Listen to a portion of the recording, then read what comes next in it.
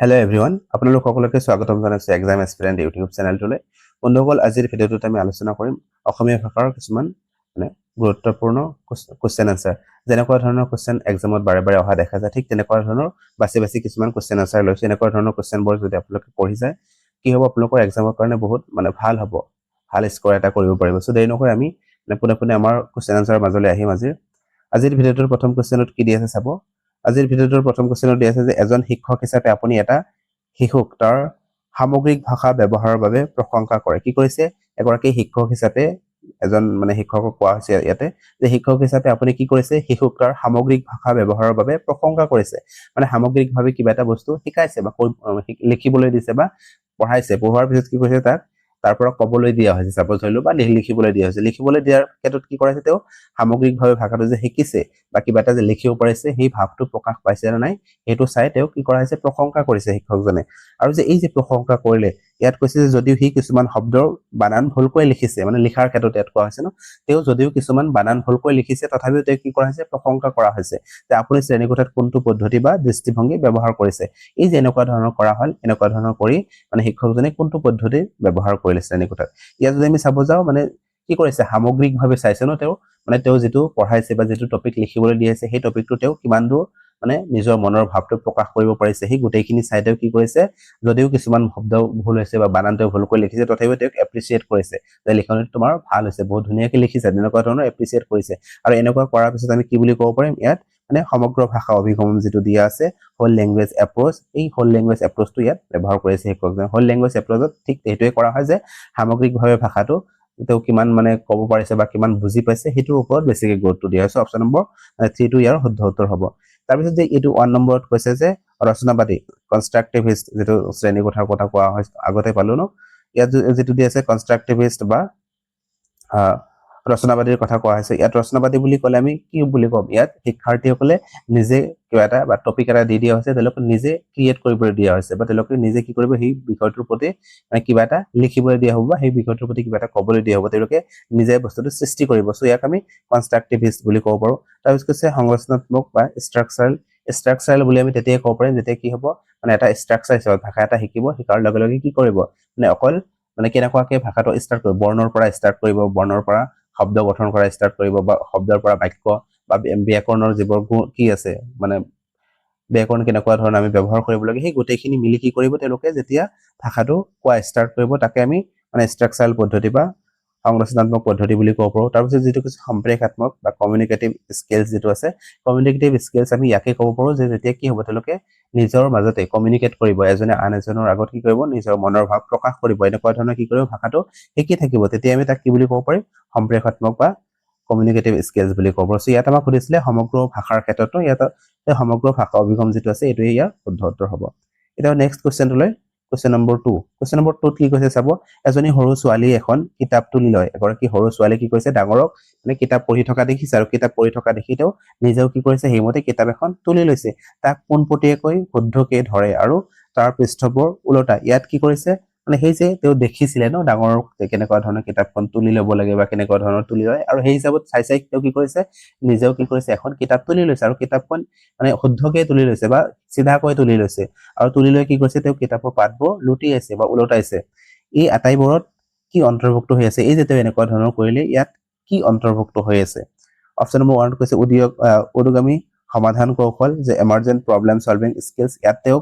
Problem solve কৰা নাই, ইয়াত তেওঁ কি কৰিছে, ডাঙৰক চাইছে আৰু চোৱাৰ পিছত তেওঁ নিজে সেই কামটো কৰিবলৈ চেষ্টা কৰিছে। সো ইয়াত যদি আমি চাব যাওঁ, ইয়াত যি অপশ্যন নম্বৰ 2 দি আছে যে উদ্যমী বা ইমাৰ্জেন্ট সাক্ষৰতা কৌশল বা ইমাৰ্জেন্ট লিটাৰেচি স্কিলছ, এইটোৱে হ'ব ইয়াৰ শুদ্ধ উত্তৰ। ইমাৰ্জেন্ট লিটাৰেচি স্কিলছ বুলি আমি কেতিয়া ক'ব পাৰিম, যে তেওঁ কিবা এটা চালে, বস্তুটো আগৰ যিবোৰ ডাঙৰ মানুহ আছে, সেই ডাঙৰ মানুহক তেওঁ চাইছে যে ডাঙৰ মানুহে কিতাপ কেনেকে লয়, আৰু তেওঁ সেইটো চাই কি কৰিছে, নিজেও কি কৰিছে, সেই কিতাপখন ঠিক তেনেকুৱাকে লৈ সেই পাতবোৰ ওলোটাই চাইছে, আৰু এইটো কি হৈ গ'ল, পঠনৰ ক্ষেত্ৰত হৈ গ'ল ৰিডিঙৰ ক্ষেত্ৰত হ'ল। আৰু যদি আমি চাওঁ লিখনৰ ক্ষেত্ৰত তেওঁলোকে কি কৰে, যেতিয়াই তেওঁলোকৰ হাতত কিবা এটা পায়, পেন হ'ব পাৰে বা পেঞ্চিল হ'ব পাৰে, যিকোনো হ'ব পাৰে, তেওঁলোকে কি কৰে, ঘৰৰ ৱাল হওক বা কিতাপ পত্ৰ পোৱাৰ লগে লগে এনেকুৱা ধৰণৰ স্ক্ৰেবলিং কৰে, যিকোনো ধৰণে এনে এটা কিবা কিবি বনাই থাকে তেওঁলোকে। ইয়াকে আমি কি বুলি ক'ব পাৰি, উদ্যমী সাক্ষৰতা ইয়াকেও কোৱা হয়। মনত ৰাখিব উদ্গমী সাক্ষৰতাৰ পৰা বাৰে বাৰে কোৱেশ্চন অহা দেখা যায় সো মনত ৰাখিব যে উদ্গমী সাক্ষৰতা মানে হৈছে যে তেওঁ কিতাপটো পঢ়া দেখি হেতু নিজৰ হাতত তুলি লৈছে বা কলম এটা পোৱাৰ লগে লগে দেৱাল হওক বা তেনেকুৱা ধৰণৰ যিকোনো ঠাইত কি হৈছে তেওঁলোকে স্ক্ৰিবলিং কৰিছে লিখা ষ্টাৰ্ট কৰিছে বা কথা কোৱাৰ আগতে তেওঁলোকে কি কৰিছে বিভিন্ন ধৰণৰ শব্দ যেনেকুৱা ধৰণৰ মানে শিশুসকলে কি কৰে তেওঁলোকে জন্ম হোৱাৰ পিছত বিভিন্ন ধৰণৰ মানে ষ্টেপ পাৰ কৰি ভাষা এটা শিকে ন এই ভাষা এটা কোৱাৰ আগৰ মুহূৰ্তত তেওঁলোকে কি কৰে বিভিন্ন ধৰণৰ শব্দ ধ্বনি উচ্চাৰণ কৰে যেনে আ বা বু তেনেকুৱা ধৰণৰ যে কুইং তেওঁলোকে কৰা ষ্টাৰ্ট কৰে বা বেবলিং কৰা ষ্টাৰ্ট কৰে ইয়াকো আমি কি বুলি ক'ব পাৰো ইমাৰ্জেন্ট লেটাৰেসি স্কিলছ বা উদ্গামী সাক্ষৰতা বুলি ক'ব পাৰো ভাষা এটা শিকাৰ ক্ষেত্ৰত সব মনত ৰাখিব ইয়াৰ শুদ্ধ উত্তৰটো হ'ব অপচন নম্বৰ 2 এতিয়া নেক্সট কোৱেশ্চনটো লৈ কোৱেশ্চন নম্বৰ 3 কোৱেশ্চন নম্বৰ 3 কি কৈছে চাব ইয়াত দুটা বিকল্প দিয়া গৈছে আৰু সেই বিকল্প দুটা শুদ্ধ হয় নে ভুল হয় আমি ক'ব লাগে অপচন নম্বৰ 1 কি এত কি কৈছে চাব যে পঢ়াৰ বুজাবুজি আৰু যোগ্যতাই লিখন যোগ্যতাক প্ৰভাৱিত কৰে ইয়াত কি কৈছে যে পঢ়াৰ বুজাবুজি মই যে কিবা এটা পাঠ কৰিছো বা পঢ়ি আছো সেই পঢ়াৰ যোগ্যতাটো আমাক কি কৰিব লিখনৰ ক্ষেত্ৰতো মানে বহুত পৰিমাণে প্ৰভাৱ পেলাব এটোৱে ইয়াত যদি চাব যে অপচন নম্বৰ এটো একেবাৰে শুদ্ধ হয় যে এই যে চাৰিটা স্কিল আছে ভাষা এটা শিকাৰ ক্ষেত্ৰত মানে কি আছিল লিসনিং স্পিকিং ৰিডিং আৰু ৰাইটিং এই চাৰিটা যে স্কিলছ আছে এই চাৰিটা স্কিলছ কি হয় মানে সিকুৱেন্সলি নচলে যে এটা প্ৰথমে লিসনিং হ'ব তাৰ পিছত স্পিকিং হ'ব তাৰ পিছত ৰিডিং আৰু ৰাইটিং ঠিক তেনেকুৱা ধৰণৰ নচলে এটো কি হয় এটাৰ লগত আনটো জড়িত হৈ থাকে যদি আমাৰ মানে মই কিবা এটা শুনিছো শুনাৰ পিছত মই কৈও গৈছিনো লগে লগে বা মই লিখিও যাব পাৰো ঠিক তেনেকুৱা ধৰণৰ কোৱা আছে এতে যে এটাৰ লগত আনটো অতপ্ৰতভাৱে জড়িত হৈ থাকে মানে সেপাৰেটলি এইবোৰ নচলে সো ইয়াত যদি চাব যে হেতুৱে কোৱা আছে যে পঢ়াৰ বুজাবুজি যেতে পঢ়া এটা পঢ়ি যোৱা যাব সেই পঢ়াৰ বুজাবুজি আমাক কি কৰিব সেই যোগ্যতাই আমাক মানে লিখনতো বহু পৰিমাণে প্ৰভাৱ পেলাব অপচন 1 টো শুদ্ধ হয় তাৰ পিছত দুইত কি কৈছে বিত কি কৈছে চাব যে পঢ়া আৰু লিখা দুটা পৃথক প্ৰক্ৰিয়া হয় মানে পঢ়া আৰু লিখা দুটা পৃথক প্ৰক্ৰিয়া হয় আৰু এটা আনটোৰ পৰা স্বতন্ত্ৰভাৱে বিকশিত হয় আৰু এটো ইমানলৈকে ঠিক আছিল যে দুটা কি হয় পৃথক পৃথক প্ৰক্ৰিয়া হয় কথন এটা বেলেগ ধৰণৰ হয় বা লিখন এটা বেলেগ ধৰণৰ বা পঠন এটা বেলেগ ধৰণৰ প্ৰক্ৰিয়া হয় সো ইয়াত তুমি চাব যে এইখিনিলৈকে ঠিক আছিল তাৰ পিছত যেটো ক'লে যে এটা আনটোৰ পৰা স্বতন্ত্ৰভাৱে বিকশিত হয় সো এটো শুদ্ধ নহয় এটা আনটোৰ লগত কি হয় জড়িত হৈ আছে ৰিলেট হৈ আছে এটা আনটোৰ ওপৰত কিছু পৰিমাণে হলো নিৰ্ভৰ কৰে সো অপচন নম্বৰ মানে যেটো বি দিয়া আছে এটো মানে শুদ্ধ নহয় সো আমি কি পালো এ শুদ্ধ আৰু বি অশুদ্ধ তেনেকুৱা ধৰণৰ অপচন আছে না অপচন নম্বৰ 2 যেটো দিয়া আছে এ শুদ্ধ আৰু কিন্তু বি অশুদ্ধ সৰি ইয়াত এটো নহব তেনেকুৱা ধৰণৰ অপচন কোড আছে যে এ শুদ্ধ কিন্তু বি ভুল অপচন নম্বৰ যেটো 4 আছে এটো হ'ব ইয়াৰ শুদ্ধ উত্তৰ এটা নেক্সট কোৱেশ্চনটো লৈ কোৱেশ্চন নম্বৰ 4 কোৱেশ্চন নম্বৰ 4 ত কি কৈছে চাব কোৱেশ্চন নম্বৰ 4 ত কৈছে যে কোনো পাঠ্য সামগ্ৰীৰ অহা কঠিন শব্দৰ প্ৰসংগত এজন শিক্ষকে সেই শব্দটো মাতৃভাষাত বুজাই দিয়ে আৰু তাৰ পিছত ছাত্ৰ ছাত্ৰীসকলক মনত ৰাখিবলৈ মুখস্থ কৰিবলৈ কয় ইয়াত কি কৈছে এগৰাকী শিক্ষয়িত্ৰীয়ে বা শিক্ষক কি কৰিছে সামগ্ৰী বা পাঠ্য সামগ্ৰীত অহা কঠিন কিছুমান শব্দ আছে বা প্ৰসংগ অনুসৰি কিছুমান শব্দ আছে সেই শব্দবোৰ কি কৰিছে মাতৃভাষাত বুজাই দিছে সাপোজ ইংৰাজী ভাষাত ক্লাছটো কৰি আছে কৰি থাকোতে কিছুমান শব্দ আহিছে যেটো শব্দৰ অৰ্থ ছাত্ৰ ছাত্ৰীসকলে নাজানে সেই কাৰণে কি কৰিছে তেওঁ মাতৃভাষাত হেতু বুজাই দিছে নিজৰ মাতৃভাষাত হেতু বুজাই দিছে আৰু তাৰ পিছত কি কৈছে চাব তাৰ পিছত ছাত্ৰ ছাত্ৰীসকলক মনত ৰাখিবলৈ মুখস্থ কৰিব মনত ৰাখিবলৈ বা মুখস্থ কৰিবলৈ কোৱা হৈছে যে এই যে মই অৰ্থটো কৈ দিলো এটো তোমালোকে মুখস্থ কৰি ল'ব বা মনত ৰাখিবা শিক্ষকগৰাকীয়ে কোনটো পদ্ধতি ব্যৱহাৰ কৰিলে এনেকুৱা ধৰণৰ কৈ শিক্ষকগৰাকীয়ে মানে কোনটো পদ্ধতি ব্যৱহাৰ কৰিলে আমি আগতে ভাষা শিকনৰ বিভিন্ন পদ্ধতিৰ বিষয়ে এটা ক্লাছ আনিছিলো ন তাত নিশ্চয় আপোনালোকে চাইছে ইয়াত কি হৈছে মানে মাতৃভাষাৰ যেতিয়াই ব্যৱহাৰ হ'ব বা মুখস্থ কৰিবলৈ যেতিয়াই কোৱা হ'ব ইয়াক আমি কি বুলি ক'ব পাৰিম গ্ৰামাৰ ট্ৰান্সলেচন মেথড বুলি ক'ব পাৰিম অপচন নম্বৰ 3 যেটো দি আছে এটো হ'ব ইয়াৰ শুদ্ধ উত্তৰ তাৰ পিছত সংৰচনাত্মক যেটো উপাগম আছে ষ্ট্ৰাকচাৰাল এপ্ৰোচ এটো মই কৈয়ে দিলো তাৰ পিছত সম্প্ৰেষণাত্মক এটো কৈছো ডাইৰেক্ট মেথডটো কি হয় মনত ৰাখিব ডাইৰেক্ট মেথড হৈছে স্বাভাৱিকভাৱে ভাষা এটা যেতিয়া শিকা হয় ডাইৰেক্ট মানে স্বাভাৱিকভাৱে হওক বা যেটো টাৰ্গেট ল্যাঙ্গুৱেজ শিকাই আছে সেই ল্যাঙ্গুৱেজতে কি হ'ব ডাইৰেক্ট কথা পাতিব ইয়াক আমি ডাইৰেক্ট ল্যাঙ্গুৱেজ বুলি ক'ব পাৰো ন কিন্তু ইয়াত আমাক কৈছিল মাতৃভাষাৰ জৰিয়তে মাতৃভাষাত ট্ৰান্সলেট কৰি দিছে আৰু হেতু মনত ৰাখিবলৈ কোৱা হৈছে অপচন নম্বৰ 3 টো হ'ব ইয়াৰ শুদ্ধ উত্তৰ এতিয়া নেক্সট কোৱেশ্চনটো লৈ কোৱেশ্চন নম্বৰ 5 কোৱেশ্চন নম্বৰ 5 ত কি কৈছে চাব যে ভাষাৰ সন্দৰ্ভত তলৰ কোনটো কথা শুদ্ধ নহয় মানে ভাষা এটাৰ ক্ষেত্ৰত ভাষা এটা কোৱাৰ ক্ষেত্ৰত হ'ব বা ভাষা এটাৰ সন্দৰ্ভত তলৰ যে চাৰিটা অপচন তাৰ পিছত কোনটো শুদ্ধ নহয় এই নহয়টো আপোনালোকে চাব মন কৰিব অপচন নম্বৰ 1 কৈছে যে ভাষাই মানৱ জ্ঞানৰ সামগ্ৰিক ভঁৰালত অৰিহণা যোগায় মানে ভাষাই কি কৰে আমাক সামগ্ৰিকভাৱে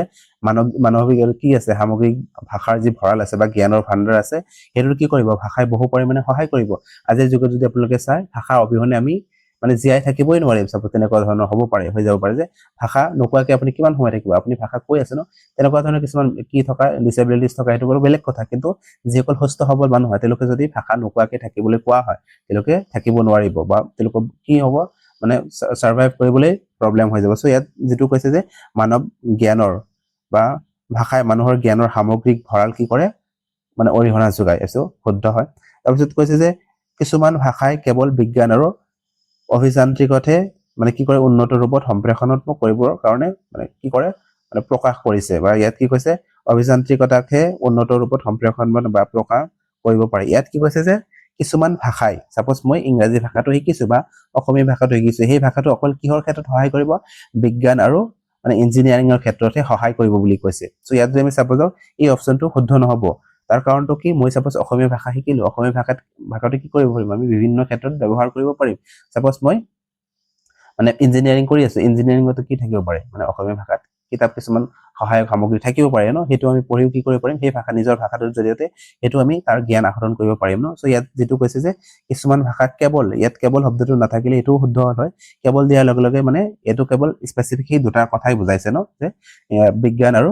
ইঞ্জিনিয়াৰিং এই দুটা কথা বুজাইছে সো এটো মানে শুদ্ধ নহব ইয়াত আমাক নহয়টোৱে লাগে ন অপচন নম্বৰ 2 টো ইয়াৰ শুদ্ধ উত্তৰ হ'ব বাকিবোৰ আমি চাও যে ভাষাই পৰিচয় প্ৰকাশ কৰে মানে ভাষাই তাৰ জৰিয়তে আমি কি কৰো নিজৰ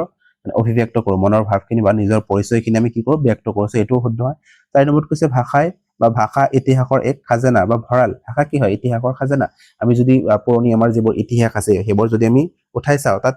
কিহেৰে প্ৰকাশ কৰা হৈছে আমি যদি বিভিন্ন ধৰণৰ সিম্বলেৰ প্ৰকাশ কৰো ইয়াৰ কোনেও গম নাপাব যে ইয়াত কি ক'ব বিচৰা হৈছে যেনেকুৱা ধৰণৰ আমি মহেঞ্জোদাৰোৰ কথা যদি ক'ব যাও মহেঞ্জোদাৰোত যিবোৰ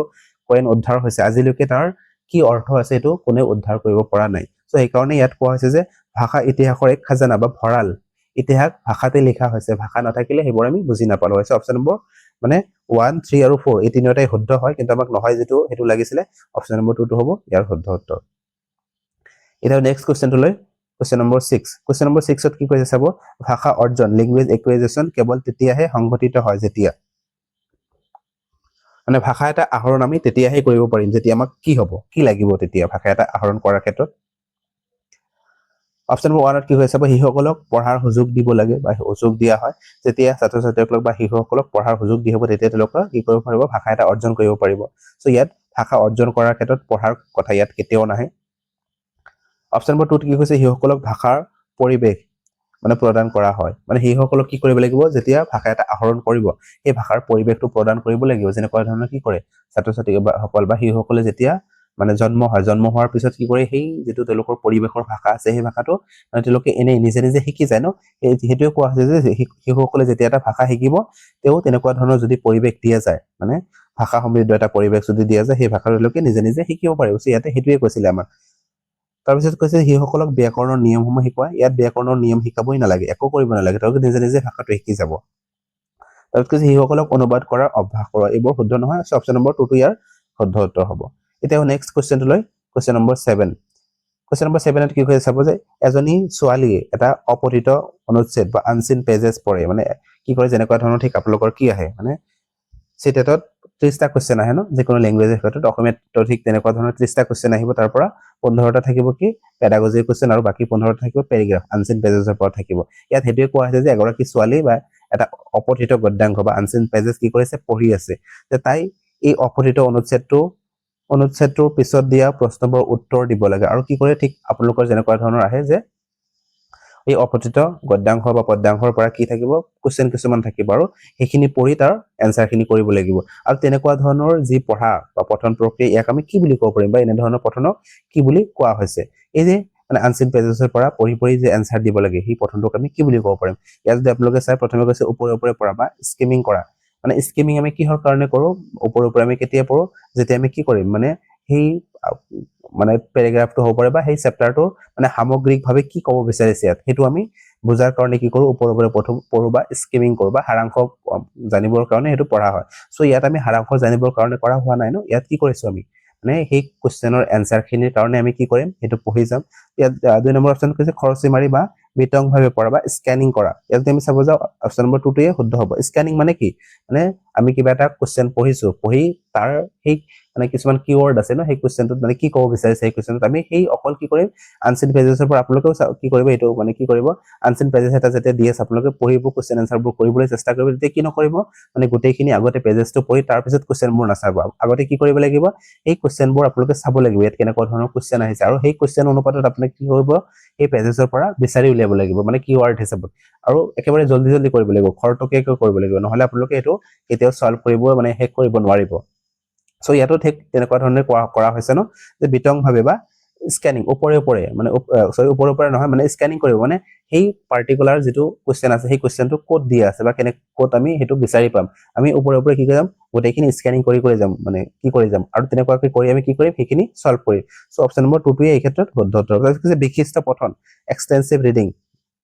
বা এক্সক্লুসিভ ৰিডিং মানে তেনেকুৱা ধৰণৰ নহয় বিশিষ্ট পঠনৰ কথা ইয়াত আহা নাই তাৰপিছত যেটো কৈছে বিস্তৃত পঠন বা এক্সটেন্সিভ ৰিডিং মানে এক্সটেন্সিভ ৰিডিং কি হয় গভীৰভাৱে সৰি আমি বিস্তৃতভাৱে যেতিয়া এটা পাঠ কৰো উপন্যাস হ'ব পাৰে বা নাটক হ'ব পাৰে তেতিয়া আমি কি কৰিম এটা বিস্তৃতভাৱে আনন্দ লাভৰ কাৰণে হ'ব পাৰে বা জ্ঞান অৰ্জনৰ কাৰণে আমি যেতিয়া পঢ়িম তাক আমি বিস্তৃত পঠন বুলি ক'ব পাৰো কিন্তু ইয়াত আমাক এইবোৰ হোৱা নাই আমি তাৰ মানে এটা পেজেছ দিয়া হৈছে তাৰ কোৱেশ্চনবোৰ সলভ কৰিব বিচাৰিছো ইয়াত খৰচি মাৰি বা আমি স্ক্যানিং কৰি পঢ়িম এটো হ'ব ইয়াৰ শুদ্ধ উত্তৰ এটা নেক্সট লৈকে কোৱেশ্চন নম্বৰ 8 কোৱেশ্চন নম্বৰ 8 ত কি কৈছে চাব কোৱেশ্চন নম্বৰ 8 ত কি কৈছে যে বীৰা এজনী হাতমহীয়া কেঁচুৱা বা শিশু বীৰা কি হৈছে এগৰাকী বা এজনী হাতমহীয়া এজনী কেঁচুৱা বুলি কৈছে ইয়াতে তাই এতিয়াও কিছুমান এনেকুৱা আৱাজ উলিয়াই যত স্বৰ আৰু ব্যঞ্জন ধ্বনি মিশ্ৰিত হৈ আছে ইয়াত কি কৈছে তেওঁ কিছুমান আৱাজ উলিয়াইছে যেটো স্বৰ আৰু ব্যঞ্জন যেনে আ বা ক আ এনেকুৱা ধৰণৰ বিভিন্ন নবু তেনেকুৱা ধৰণৰ কি কৈছে আৱাজ উলিয়াইছে বা ধ্বনি কিছুমান তেওঁ উলিয়াইছে তাই কোনটো ৰূপত ভাষাৰ আদান প্ৰদান বা সম্প্ৰেষণ কি কৰিছে মানে এনেকুৱা ধৰণৰ তেওঁ কৰি কোনটো মানে কি সম্প্ৰেষণ তেওঁ কৰিছে বা কোনটো আদান প্ৰদান কৰিছে অপচন নম্বৰ 1 ত কি কৈছে যে ভাষিক বাক তাৰপিছত কৈছে ধ্বনিগ্ৰাম বা বাবলানা আৰু কৈছে কুইং বা গুইং ইয়াত কি কৈছে বিয়াগৰাকী হাতমাহ বুলি কৈছে ন হাতমাহ বুলি কোৱাৰ লগে লগে আমি কি বুলি ক'ব পাৰিম ইয়াত মানে তেওঁ বেবলিং কৰা ষ্টাৰ্ট কৰিছে অপচন নম্বৰ যেটো 3 দি আছে এটো হ'ব ইয়াৰ শুদ্ধ উত্তৰ বেবলিং বুলি মানে কুইং কেতিয়া কৰিব মানে জন্ম যেতিয়া হৈছে জন্মৰ পৰা 6 মাহৰ ভিতৰত তেওঁ কুইং কৰা ষ্টাৰ্ট কৰিব প্ৰথমে কি কৰিব কিউৱে যেতিয়া জন্ম লাভ কৰিব জন্মৰ পিছতে তেওঁ কি কৰিব প্ৰথমে কান্দি উঠিব আৰু এটোৱে তেওঁৰ ভাষা শিকাৰ প্ৰথম যেটো ষ্টেজ মানে কান্দি উঠিলে তাৰ পিছত লাহে লাহে যেতিয়া তেওঁৰ বয়স বাঢ়ি গৈ থাকিব 2 মাহ 3 মাহ তেনেকুৱা হৈ থাকিব তেওঁ বিভিন্ন ধৰণৰ কি কৰিব মানে এনে কিবা কিবি মানে কবলৈ চেষ্টা হাঁহিব বা তেনেকুৱা ধৰণৰ কিছুমান শব্দ এনে কিবা কিবি উলিয়াবলৈ চেষ্টা কৰিব আৰু যেতিয়া তেওঁ মানে 6 মাহ পাৰ হৈ গল 7 মাহৰ পৰা বাকি 1 বছৰলৈকে কি কৰিব তেওঁ বিভিন্ন ধৰণৰ শব্দ উলিয়াব মানে বু কবলৈ চেষ্টা কৰিব বা কবলৈ চেষ্টা কৰিব বা আই তেনেকুৱা ধৰণৰ বিভিন্ন ধৰণৰ কি কৰিব শব্দ কিছুমান উলিয়াব আৰু ইয়াক আমি কি বুলি ক'ব পাৰিম বেবলিং বুলি ক'ব পাৰো অপচন নম্বৰ 3 টো ইয়াৰ শুদ্ধ উত্তৰ হ'ব এটা নেক্সট কোৱেশ্চনটোলৈ কোৱেশ্চন নম্বৰ 9 কোৱেশ্চন নম্বৰ 9 ত কি কৈছে চাব কোৱেশ্চন নম্বৰ 9 ত কৈছে যে পঞ্চম শ্ৰেণীৰ শিক্ষাৰ্থী অৰ্পণাই এইটো বুজি পায় যে কোনো অডিঅ' বা বাৰ্তালাপ অৰ্থ বুজিবলৈ হলে শ্ৰৱণ বা শুনাত প্ৰতিটো ধ্বনি তাৰ পাছত শব্দ আৰু তাৰ পিছত বাক্য শুনাটো অন্তৰ্ভুক্ত থাকে ইয়াত কি কৈছে যে এগৰাকী শিক্ষয়িত্ৰীয়ে বা এগৰাকী ছাত্ৰীয়ে কি কৰিছে অৰ্পণা তেওঁৰ নাম আৰু তেওঁ কি কৰিছে যে কিবা এটা মানে অৰ্পণা এইটো বুজিছে যে কোনো অডিঅ' বা বাৰ্তালাপৰ অৰ্থ বুজিবলৈ হলে মানে কিবা এটা অডিঅ' মানে তেওঁ শুনি আছে বা কিবা এটা বাৰ্তালাপ তেওঁ শুনিব আৰু হেতু শুনিবলৈ হলে কি কৰিব লাগিব আমি একেবাৰে তলৰ পৰা ওপৰলৈ যাব লাগিব মানে বটমৰ পৰা আপলৈ যাব লাগিব হেতু তেওঁ বুজি পাইছে যেনেকুৱা ধৰণৰ প্ৰথমে আমি কি কৰিব লাগিব ধ্বনিবোৰ শুনিব লাগিব কেনেকুৱা ধৰণৰ ধ্বনি ব্যৱহাৰ কৰিছে বা কেনেকুৱা ধৰণৰ ধ্বনি তেওঁ বাৰ্তালাপত কৈছে হেতু আমি প্ৰথমে শুনিব লাগিব তাৰ পিছত আমি শব্দবোৰ লাহে কি কৰিম সেইবোৰ শুনাৰ পিছত শব্দ শুনিম আৰু তাৰ পিছত মানে বাক্য শুনাটো অন্তৰ্ভুক্ত তেওঁ কৰিছে তেনেকুৱা ধৰণৰ প্ৰথমে সৰুৰ পৰা তেওঁ ডাঙৰলৈ গৈছে সো ইয়াক কেনেকুৱা ধৰণৰ কৌশল তেওঁ বা কেনেকুৱা ধৰণৰ দৃষ্টিভংগী তেওঁ অৱলম্বন কৰিছে ইয়াত যদি চাও মানে কি হৈছে মানে তলৰ পৰা ওপৰলৈ গৈছে ন ইয়াক আমি কি বুলি ক'ব পাৰিম মানে বটম টু আপ এটো হৈছে বটম আৰু এটো হৈছে মানে আপ বটম টু আপ পদ্ধতিটো ব্যৱহাৰ কৰিছে আৰু এটা আছিল ইয়াৰ উলটা যেটো আছিল কি টপৰ পৰা ডাউনলৈকে আহে মানে টপৰ পৰা কি হয় মানে ডাউনলৈকে আহে ইয়াত কি থাকিব মানে প্ৰথমে সামগ্ৰিকভাৱে ভাষাটো চাব আৰু তাৰ পিছত কি কৰিব মানে স্পেসিফিক পেৰাগ্ৰাফ হ'ব পাৰে বা বাক্য হ'ব পাৰে তাৰ পিছত শব্দ আৰু তাৰ পিছত ধ্বনি এনেকুৱা ধৰণৰ ওপৰৰ পৰা তললৈ যেতিয়া আহিব তেতিয়া আমি তাক টপ ডাউন এপ্ৰচ বুলি ক'ব পাৰো আৰু ইয়াত আমাক যেটো লাগে এটো হৈছে কি বটম আপ মানে তলৰ পৰা ওপৰলৈ গৈছে সো ইয়াত আমি চাব যে অপচন নম্বৰ 1 ত কি কৈছে টপ ডাউন আৰু বটম আপ দুটা উপগম দৃষ্টিভংগী ইয়াত দুইটাই হোৱা নাই ন ইয়াত যিকোনো এটাহে হৈছে মানে তলৰ পৰা ওপৰলৈ গৈছে সো ইয়াত দুইটাই হোৱা নাই এটো শুদ্ধ নহব তো 2 নম্বৰত কৈছে এটো টপ ডাউন নহয় আৰু বটম আপ উভয়ে উপগম নহয় ইয়াত কি কৈছে টপ ডাউন আৰু বটম আপ এটা নহয় বুলি কৈছে সেইটো শুদ্ধ নহয় তাৰপিছত কৈছে শীৰ্ষ বা অধমুখী টপ ডাউন মানে ইয়াত টপ ডাউনৰ কথা কৈছে টপ ডাউন ইয়াত হোৱা নাই ন ইয়াত যদি আমি চাব যে অপশ্যন নম্বৰ 4 ত কি দি আছে অপশ্যন নম্বৰ 4 ত দি আছে কি মানে শীৰ্ষমুখী উপাগম বা বটম আপ বটমৰ পৰা আপলৈ গৈছে সো এটোই হ'ব ইয়াৰ শুদ্ধ উত্তৰ এটা নেক্সট কোৱেশ্চনটো লৈ কোৱেশ্চন নম্বৰ 10 কোৱেশ্চন নম্বৰ 10 ত কি কৈছে চাব গৰ্বিতা নিজৰ শ্ৰেণীত সহপাঠীসকলৰ সৈতে হিন্দীত কথা পাতে আৰু কি কৈছে মানে গৰ্বিতা এগৰাকী মানে ছাত্ৰী আৰু তেওঁ কি কৰিছে যেতিয়া নিজৰ সহপাঠীসকলৰ লগত কথা পাতে তেওঁ হিন্দীতে কথা পাতে আৰু যেতিয়া শিক্ষকে তাক মাতে আৰু যেতিয়া শিক্ষকে এই ছাত্ৰীগৰাকীক মাতিছে তেতিয়া তাৰ লগে লগে তেওঁ কি কৰিছে তেতিয়া তেওঁ মানে লগে লগে ইংৰাজীত উত্তৰ দিছে এই যে তেওঁ ব্যৱহাৰ কৰিলে এইটোক আমি কি বুলি ক'ব পাৰো মানে তেওঁ সাধাৰণতে তেওঁৰ লগৰীয়াসকলৰ লগত কি কৰিছিলে মানে নিজৰ ভাষাতে কথা পাতি আছিল আৰু যেতিয়া শিক্ষকে মাতি দিলে মাতাৰ লগে লগে তেওঁ সেই ভাষাটো হলনি কৰি পেলালে তো কোডটো মানে তেওঁৰ যেটো কোড আছিল ল্যাঙ্গুৱেজ যেটো আছিল হেতু হলনি কৰি দিলে ন ইয়াক আমি কি বুলি ক'ব পাৰো ইয়াত অপচন নম্বৰ যেটো দিছে ইয়াত চাব লাগে দুটা বস্তু বাৰে বাৰে আহে এটা হৈছে কোড মিক্সিং বা কোড মিশ্ৰণ আৰু এটা হৈছে কি কোড সুইচিং বা কোড অন্তৰণ বা সুইচিং বুলি ইয়াত ইংলিশতে দিয়া থাকে বেছিভাগ ক্ষেত্ৰত সো কি কৰিছে ইয়াতে মানে প্ৰথমে তেওঁ ভাষাটো মানে এটা ভাষা কৈ আছিল আৰু শিক্ষকজনে মাতাৰ লগে লগে তেওঁ কি কৰিছে আন এটা ভাষাটো ব্যৱহাৰ কৰিছে তো ইয়াত কি বুলি আমি ক'ব পাৰিম কোডটো তেওঁ সুইচ কৰিছে মানে এটা ভাষাৰ পৰা আন এটা ভাষালৈ গতি কৰিছে অপচন নম্বৰ 4 টো হ'ব ইয়াৰ শুদ্ধ উত্তৰ ইয়াত কি হৈছে চাব যেতিয়া আমি এটা ভাষাত মানে বিভিন্ন ধৰণৰ শব্দ মিশ্ৰণ কৰি কথা পাতিম সাপোজ মই ইয়াত কি কৰি আছো মানে অসমীয়াত পঢ়াই আছো ন আৰু তাৰ লগে লগে মাজে মাজে মই কি কৰিছো ইংৰাজীত কিছুমান ওয়াৰ্ড কৈ গৈছো যেনেকুৱা ধৰণৰ কিছুমান শব্দ কৈ গৈছো ইয়াক আমি কি বুলি ক'ব পাৰিম কোড মিক্সিং বুলি ক'ব পাৰিম বা কোড মিশ্ৰণ বুলি ক'ব পাৰিম আৰু কোড সুইচিংটো হৈছে কি বা কোড পৰিৱৰ্তন বুলি আমি ইয়াক ক'ব পাৰিম যে যেতিয়া আমি এটা ভাষাত কথা পাতি আছো আৰু টোটালি যেতিয়া সেই ভাষাটো পৰিৱৰ্তন কৰি অকল আন এটা ভাষাত কথা পাতিম ইংৰাজীত কথা পাতিম বা হিন্দীত কথা পাতিম ইয়াক আমি কি বুলি ক'ব পাৰো কোড সুইচিং আৰু ইয়াত হেতুই হৈছে তেওঁ অসমীয়া নিজৰ মাতৃভাষাত কথা পাতি আছিল আৰু শিক্ষকজনে মাতাৰ লগে লগে কি কৰিছে তেওঁ কোডটো সুইচ কৰি দিছে ইংৰাজীত কথা পাতিছে সো অপচন নম্বৰ 4 টো হ'ব ইয়াৰ শুদ্ধ উত্তৰ এতিয়া নেক্সট কোৱেশ্চনটো লৈ কোৱেশ্চন নম্বৰ 11 কোৱেশ্চন নম্বৰ 11 ত কি কৈছে চাব আপুনি বিশ্বাস কৰে যে মানুহ ভাষা অৰ্জন কৰাৰ ক্ষমতাৰ সৈতে জন্ম হয় ইয়াত কৈছে আপুনি বিশ্বাস কৰে কি বিশ্বাস কৰে যে মানুহ যেতিয়া জন্ম হয় জন্ম হোৱাৰ লগতে তেওঁ কি হয় ভাষা আহৰণ কৰে বা ভাষা অৰ্জন কৰাৰ ক্ষমতা লৈ জন্ম লাভ কৰে আপুনি এই ধাৰণা বা মত কোনটো তত্ত্ব বা সিদ্ধান্তৰ সৈতে মিল খায় মানে আপুনি তেনেকুৱাকে ভাবিলে যে এই ভবাটো যে তত্ত্ববোৰ আছে মানে বিভিন্ন ধৰণৰ বিজ্ঞানী কি কৰিছিল ভাষা বিজ্ঞানী বিভিন্ন ধৰণৰ তত্ত্ব বা মতবাদ দিছিল আৰু এটো কোনটো মতবাদৰ ওপৰত প্ৰতিষ্ঠান ক'ব লাগে অপচন নম্বৰ 1 কি কৈছে সক্ৰিয় অনুকূলন 2 নম্বৰত কৈছে সহজ জ্ঞান বা 3 নম্বৰত কৈছে ভাষা অৰ্জন উপক্ৰম আৰু 4 নম্বৰত কৈছে পুনৰবলন ইয়াত তুমি চাব যে পুনৰবলন হোৱা নাই ইয়াত কি হৈছে ভাষাটো মানে যেতিয়া হিসকল জন্ম হয় জন্ম হোৱাৰ পিছতে তেওঁলোকে ভাষা শিকাৰ ক্ষমতা লৈ জন্ম গ্ৰহণ কৰে এই ধাৰণাটো কোনে দিছিলে মানে নম চমস্কি নামৰ এজন ভাষাবিদ আছিল নম চমস্কি আৰু নম চমস্কি কি কৈছিল তেনেকুৱা ধৰণৰ কৈছিল যে হিসকলৰ যেতিয়া জন্ম লাভ কৰাৰ সময়ত তেওঁলোকে কি কৰে মানে সেই এটা ডিভাইসৰ কথা তেওঁ কৈছিল LAD ল্যাঙ্গুৱেজ একুইজিশন ডিভাইস যেটো আজিলৈকে কোনো মানে কি কৰা নাই মানে কি কৰা নাই যে তেনেকুৱা ধৰণৰ এটা ডিভাইস আছে বুলি এটো লৈ কি হৈছে বিভিন্ন ধৰণৰ মানে ডিবেটও হৈছে মানে এটো কোনো কি মানি লোৱা নাই যে তেনেকুৱা ধৰণৰ এটা যন্ত্ৰ আছে বা কোনো আজিলৈকে দেখাও পোৱা নাই সো ইয়াত নম চমস্কি হেতুই কৈছিল যে এটা ডিভাইস এটা থাকে আৰু সেই ডিভাইসটোৰ জৰিয়তে হিসকলে কি কৰে ভাষা শিকে বা ইউনিভাৰ্সেল গ্ৰামাৰৰ কথাও তেওঁ কৈছিল সো ইয়াত আমি চাব যাও মানে ইয়াত জন্ম হোৱাৰ লগে লগে ভাষা অৰ্জন কৰাৰ যেটো ক্ষমতা থাকে ইয়াক আমি কি বুলি ক'ব পাৰিম ইননেটিজম বুলি ক'ব পাৰিম যে সহজ জ্ঞানবাদ বুলি ক'ব পাৰিম অপচন নম্বৰ 2 টো হ'ব ইয়াৰ শুদ্ধ উত্তৰ আৰু এটো কোনে দিছিলে এটো মনত ৰাখিব নম চমস্কিয়ে দিছিলে অপচন নম্বৰ 2 টো ইয়াৰ শুদ্ধ হ'ব এটা নেক্সট কোৱেশ্চনটো লৈ কোৱেশ্চন নম্বৰ 12 কোৱেশ্চন নম্বৰ 12 ত কি কৈছে চাব এটা বিশেষ সম্প্ৰদায়ৰ কথা বতৰাৰ সৈতে বা শৈলীত এটো দেখা গৈছে যে দুটা বেলেগ বেলেগ আৰ্থ সামাজিক গোটৰ মানুহে 21ক বেলেগ বেলেগ ধৰণে উচ্চাৰণ কৰে এটো কি প্ৰকাৰৰ উদাহৰণ ইয়াত কৈছে যে বিভিন্ন ধৰণৰ সম্প্ৰদায়ৰ মাজত কি থাকে বা আৰ্থিকভাৱে মানে ধনী দুখীয়া বা তেনেকুৱা ধৰণৰ বিভিন্ন ধৰণৰ মানুহ থাকিব পাৰে শিক্ষিত অশিক্ষিত এই যে বিভিন্ন ধৰণৰ সম্প্ৰদায়ৰ মানুহৰ মাজত কি কৈছে মানে দেখা গৈছে যে আৰ্থ সামাজিক গোটত দেখা গৈছে যে এই 21 যেটো কি দিয়া আছে বৰ্ণটো দিয়া আছে সংখ্যা যেটো দিয়া আছে এই সংখ্যাটো বিভিন্ন ধৰণে উচ্চাৰণ কৰিছে ইয়াক আমি কি বুলি ক'ব পাৰিম যেনেকুৱা ধৰণৰ আমি অসমীয়াত কি বুলি কওঁ 21 বুলি কওঁ ন আৰু ইংৰাজীত কিছুমান শিক্ষিত মানুহ থাকিব 21 বুলি নকয় 21 বুলি কৈ দিলে সো এইটো কি কৰিলে মানে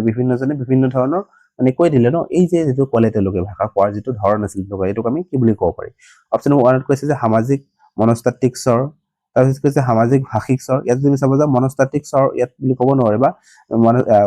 সাইকোলজিক্যাল ভেৰিয়েবল বুলি আমি ক'ব নোৱাৰো ইয়াত যদি চাব যে সমাজতাত্ত্বিক মানে সোশিও লিঙ্গুইস্টিক ভেৰিয়েবল আমি ক'ব পাৰিম ন ইয়াত লিঙ্গুইস্টিক শব্দ এই কাৰণ লাগিছে মানে ভাষাটো কৈছে ন বিভিন্ন জনে বিভিন্ন ধৰণে কৈছে এটো কোৱাৰ এটা ধৰণ হয় সো ইয়াত তুমি চাব যে অপচন নম্বৰ 02 দি আছে যে ভাষিক সামাজিক ভাষিক স্বৰ এটো হৈছে ইয়াৰ হতে সোশিও লিঙ্গুইস্টিক ভেৰিয়েবল তাৰপিছত কৈছে যে পৰিমাণবাদী বা যেটো ইয়াত আছে প্ৰেগমেটিক ভেৰিয়েবল এটো শুদ্ধ নহব তাৰপিছত কৈছে সামাজিক সাংস্কৃতিক স্বৰ মানে সংস্কৃতি হলে কি হ'ব মানে সংস্কৃতিৰ লগত জড়িত তেনেকুৱা ধৰণৰ বিভিন্ন ধৰণৰ কাৰ্যকলাপ হ'ব লাগে তেতিয়া আমি সংস্কৃতিক বুলি ক'ব পাৰিম কিন্তু ইয়াত মানে ভাষাটো কোৱাৰ ক্ষেত্ৰত কোৱা হৈছে ন মানে এটা শব্দ যেতিয়া ক'ব এটো ভাষা কোৱাই হ'ব ন গঠনৰ ক্ষেত্ৰত হ'ব সো এটো অপচন নম্বৰ 2 হ'ব ইয়াৰ শুদ্ধ উত্তৰ এটা নেক্সট কোৱেশ্চনটো লৈ কোৱেশ্চন নম্বৰ 13 কোৱেশ্চন নম্বৰ 13 ত কি কৈছে চাব যে তলৰ কোনটো ব্যাকৰণ শিকাৰ ক্ষেত্ৰত সচেতনতা বৃদ্ধি কৰা বা কনসিয়াসনেস ৰেজিং কৌশল হয় ইয়াত কৈছে যে তলৰ কোনটো ব্যাকৰণ শিকাৰ ক্ষেত্ৰত সচেতনভাৱে বৃদ্ধি কৰা বা এটা কৌশল হ'ব বা কনসিয়াসনেস ৰেজিং হ'ব বুলি আমি কথা দিছে অপচন নম্বৰ 1 কি কৈছে চাব যে ব্যাকৰণৰ এককসমূহ নিয়ম হিচাপে উপস্থাপন কৰা আৰু পৃথক পৃথক ৰূপত প্ৰয়োগ কৰিবলৈ অভ্যাস কৰা আমি যেতিয়া অভ্যাস ড্ৰিল আৰু প্ৰেক্টিসৰ কথা আহিব এটো আমি কেতিয়াও শুদ্ধ বুলি নাভাবো সো এটো এক নম্বৰটো শুদ্ধ নহব মানে ব্যাকৰণৰ কেতিয়া শিকাব লাগে বা ব্যাকৰণ সচেতনভাৱে কেতিয়া শিকিব পাৰিব বা কেতিয়া ভালকে তেও এটো কৌশল আয়ত্ত কৰিব পাৰিব যেতিয়া আমি কি কৰিম মানে সেই প্ৰসংগ অনুসৰি যেতিয়া ব্যাকৰণৰ মানে কিবা এটা প্ৰয়োজন হৈছে বা আহিছে পাঠ এটা পঢ়াই যাওতে তেতিয়া সেই প্ৰসংগ অনুসৰি যদি বাস্তৱ জীৱনৰ লগত মিলাই কোৱা হয় এটো তেওঁলোকে মনত ৰাখিবলৈ সহজ হ'ব বা ভালকে শিকিব পাৰিব বা তেওঁলোকৰ হেতু মানে কি হ'ব বৃদ্ধি হৈ গৈ থাকিব সো অপচন নম্বৰ 1 টো শুদ্ধ নহয় তাৰপিছত কৈছে যে ব্যাকৰণ বা ভাষাক প্ৰসংগ অনুসৰি উপস্থাপন কৰি শিক্ষাৰ্থীক জ্ঞানলৈ অনা আৰু প্ৰয়োগ কৰাৰ যোগ্য কৰি তোলা আৰু পিছত ইয়াৰ নিয়মসমূহৰ প্ৰতি তেওঁলোকৰ মনোযোগ আকৰ্ষণ কৰা যদি চাব যাও এটো ইয়াৰ শুদ্ধ উত্তৰ হ'ব লাগে প্ৰথমে কি কৰিব ব্যাকৰণৰ মানে উপস্থাপন কেনেকৈ কৰিব মানে প্ৰসংগ অনুসৰি মানে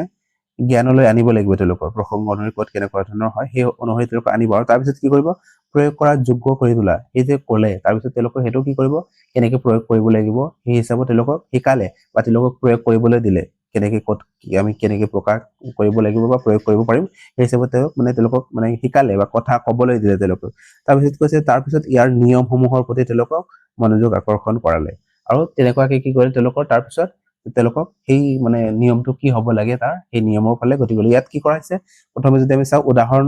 দিছাৰ উদাহৰণৰ পৰা কি কৰা হৈছে নিয়মৰ ফালে গতি কৰা হৈছে ইন্ডাকটিভ মেথড ইয়াত ব্যৱহাৰ কৰা হৈছে সো এটোই হ'ব ইয়াৰ শুদ্ধ উত্তৰ বাকিবোৰ চাও ব্যাকৰণৰ পুথি বা অনুশীলন বহিত ব্যাকৰণৰ নিয়মসমূহ উপস্থাপন কৰা আৰু শিক্ষাৰ্থীসকলক সমাধান কৰিবলৈ কাৰ্য বা হোমৱৰ্ক দিয়ে এটো শুদ্ধ নহব কেতিয়াও হোমৱৰ্ক কৰিবলৈ দিয়ে আজিৰ ক্ষেত্ৰত মানে এটো মানে কি নহয় ভাল কাম নহয় মানে শ্ৰেণী কোঠাত তেওঁলোকে কি কৰিব লাগিব জড়িত কৰাই এই বস্তুখিনি শিকাব লাগিব 4 নম্বৰত কৈছে ব্যাকৰণ সম্পৰ্কীয় প্ৰশ্নসমূহ কোনো পাঠ্য সামগ্ৰী বা বৰ্ণনাৰ পৰা লোৱা হয় আৰু অভ্যাসৰ দ্বাৰা শিকোৱা হয় এটো শুদ্ধ নহব অপচন নম্বৰ 2 টো ইয়াৰ শুদ্ধ উত্তৰ হ'ব এটা নেক্সট লৈকে কোৱেশ্চন নম্বৰ 14 কোৱেশ্চন নম্বৰ 14 ত কি কৈছে চাব ইয়াত কৈছে যে ভাষা শিকনৰ বাবে এটা বাস্তৱিক আৰু ব্যৱহাৰিক পৰিস্থিতিৰ ব্যৱহাৰ কৰি শিক্ষাৰ্থীসকলে সহজে ভাষাৰ সৈতে পৰিচিত হোৱাৰ সহায় কৰা পদ্ধতিটোক আমি কি বুলি কওঁ ইয়াত কৈছে যে ভাষা শিকনৰ বাবে বাস্তৱিক আৰু ব্যৱহাৰিক পৰিস্থিতিত ব্যৱহাৰ কৰা শিক্ষাৰ্থীসকলে সহজে যাতে ভাষাটো শিকিব পাৰে তেনেকুৱা ধৰণৰ পদ্ধতি এটা ব্যৱহাৰ কৰে আৰু এই যেটো পদ্ধতি ব্যৱহাৰ কৰিলে বাস্তৱ জীৱনৰ লগত সম্পৰ্কিত তেনেকুৱা ধৰণৰ পদ্ধতিক আমি কি বুলি ক'ব পাৰিম অপচন নম্বৰ 1 ত কৈছে ষ্ট্ৰাকচাৰেল মেথড বা ষ্ট্ৰাকচাৰেল এপ্ৰোচ সংৰচনাত্মক উপাগম ইয়াত সংৰচনাত্মক উপাগম হোৱা নাই সংৰচনাত্মক বা ষ্ট্ৰাকচাৰেল বুলি কোৱাৰ লগে লগে আমি পালো অলৰেডি কি হয় যে আমি ষ্ট্ৰাকচাৰ ৱে যেতিয়া শিকি যাম ইয়াক আমি ষ্ট্ৰাকচাৰ বুলি ক'ব পাৰিম যে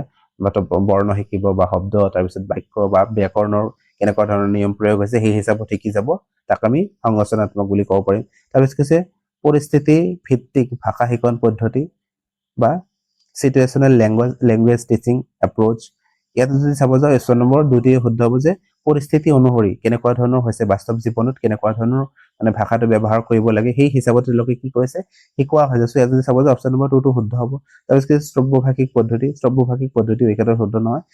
শ্ৰব্যভাষিক পদ্ধতি কি কৰা হয় ড্ৰিল আৰু প্ৰেক্টিছৰ জৰিয়তে শিকোৱা হয় মানে প্ৰথমে শুনিব আৰু তাৰপিছত কোৱাৰ ক্ষেত্ৰত জোৰ দিব দ্বিভাষিক পদ্ধতিও নহয় বাইলিংগুৱেল এপ্ৰোচ বুলি হ'লে যেতিয়া এলোকে দুটা ভাষা জানিব তাক আমি বাইলিংগুৱেল এপ্ৰোচ বুলি ক'ব পাৰিছো এই ক্ষেত্ৰত যদি চাব যাও অপচন নম্বৰ 2 টো ইয়াৰ শুদ্ধ উত্তৰ হ'ব এটা নেক্সট কোৱেশ্চনটো লৈ কোৱেশ্চন নম্বৰ 15 অৰ্থাৎ আজিৰ ভিডিওটোৰ শেষৰটো কোৱেশ্চন ইয়াত কি দি আছে চাব যে ষষ্ঠ শ্ৰেণীৰ ছাত্ৰ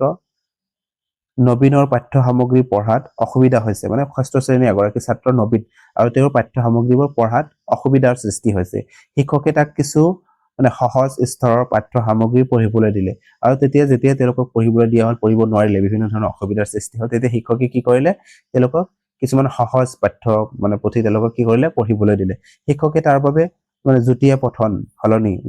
পঠনৰ মানে সলনি শ্বেয়াৰ্ড ৰিডিং মানে সেশনৰ আয়োজন কৰে আৰু কি কৰিলে এই তেনেকুৱা ধৰণৰ টান পঠনৰ বিপৰীতে এটা সেশনৰ আয়োজন কৰিলে মানে শ্বেয়াৰ ৰিডিঙৰ কথা কৈছে ইয়াতে মানে এজনে আনজনৰ কি কৰিব ৰিডিংটো শ্বেয়াৰ কৰি তেনেকুৱা ধৰণৰ পঢ়িব মানে কি বুলি ক'ব পাৰিম ৰেচিপ্ৰকেলি মানে এইটো চলিব এজনে ক'ব আনজনে শুনিব বা আনজনে ক'ব বাকিজনে শুনিব তেনেকুৱা ধৰণৰ ৰেচিপ্ৰকেলি কি কৰিব এইটো শিকি যাব সো তাৰ পিছত কৈছে কি আয়োজন কৰে শিক্ষকজনে কি কৰিছে পঢ়া আগবঢ়োৱা এই সহায়ক কি বুলি কোৱা হ'ব মানে শিক্ষকজনে যেনেকুৱা ধৰণৰ তেওঁ সহায় আগবঢ়ালে এই আগবঢ়োৱা সহায়টোক আমি কি বুলি ক'ব পাৰো ইয়াত চাব ইয়াত মানে লেব বাইগটস্কি যে আছিলে তেওঁৰ যিটো ধাৰণা আছিলে সেইটো ইয়াত ক'ব বিচাৰিছে যে যেতিয়া শিশুসকলক ভাষা এটা শিকোৱা হৈছে তেওঁ সেইটো শিকিব পৰা নাই বা তেওঁ এইটোত কোৱাৰ ক্ষেত্ৰত বিভিন্ন ধৰণৰ অসুবিধাৰ সৃষ্টি হৈছে আৰু সেই অসুবিধাটো দূৰ কৰিব কেনেকৈ পাৰি তাৰ কাৰণে শিক্ষকে তেওঁ কি কৰিছে কিছু সহায় আগবঢ়াই দিছে আৰু এই যি সহায় কৰিলে ইয়াক আমি কি বুলি ক'ব পাৰিম অপশ্যন নম্বৰ যিটো ফৰৱাৰ্ড বেছ স্কেপ ফল্ডিং বা আলম্বন বুলি আমি ক'ব পাৰো ন স্কেপ ফল্ডিং ইয়াত ব্যৱহাৰ কৰিছে তাৰপিছত বাকী অপশ্যনবোৰ আমি চাওঁ যে মানস মন্থন ব্ৰেইন ষ্টৰ্মিং যিটো কৈছে ইয়াত আমি ব্ৰেইন ষ্টৰ্মিঙৰ কথা নকওঁ ব্ৰেইন ষ্টৰ্মিং তেতিয়া হ'ব যেতিয়া তেওঁলোকক কিবা এটা ক্ৰিয়েট কৰিবলৈ দিয়া হ'ব ছাত্ৰ ছাত্ৰীসকলক কিবা এটা লিখিবলৈ দিয়া হৈছে বা কিবা এটা ক্ৰিয়েট কৰিবলৈ দিয়া হৈছে তেতিয়া আমি তাৰ মনত কি হ'ব বিভিন্ন ধৰণৰ মানে প্ৰশ্নৰ উত্থাপন হ'ব তেওঁৰ মাইণ্ডত সেইবোৰ কথা আহিব আৰু তাৰপিছতে তেওঁলোকে লিখা ষ্টাৰ্ট কৰিব চ' এই ক্ষেত্ৰত এইটো শুদ্ধ নহ'ব তাৰপিছত কৈছে মেল মিলাপ পঢ়া আইচ ব্ৰেকিং ইয়াৰ ক্ষেত্ৰত শুদ্ধ নহয় তাৰপিছত পঠন তৎপৰতা বা ৰিডিং ৰেডনেছৰ কথা কোৱা হৈছে ৰিডিং ৰেডনেছৰ কথা ইয়াত নাহে এইটো বিহেভিয়াৰিষ্টসকলে ব্যৱহাৰ কৰিছে ইয়াত মানে আমি কনষ্ট্ৰাকটিভিষ্টৰ মত এইটো মানে যিটো ছাত্ৰ ছাত্ৰীসকলে নোৱাৰিব সেইটো আমি অলপ কি কৰিব লাগে ছাত্ৰ ছাত্ৰীসকলক সহায় কৰি দিব লাগে চ' ইয়াক আমি স্কেপ ফল্ডিং বুলি ক'ব পাৰোঁ অপশ্যন নম্বৰ 4 হ'ব ইয়াৰ শুদ্ধ উত্তৰ চ' বন্ধু বান্ধৱীসকল আজিৰ ভিডিঅ'টোত এই 15টা কুৱেশ্যন আলোচনা কৰিলোঁ যদি ভিডিঅ'টো ভাল পায় লাইক আৰু শ্বেয়াৰ কৰিব আৰু এতিয়াও যদি আমাৰ চেনেলটো ছাবস্ক্ৰাইব কৰা নাই ছাবস্ক্ৰাইব কৰি কাষত থকা বেল আইকনটো দবাই ৰাখিব ভিডিঅ'টো শেষলৈ চোৱাৰ বাবে ধন্যবাদ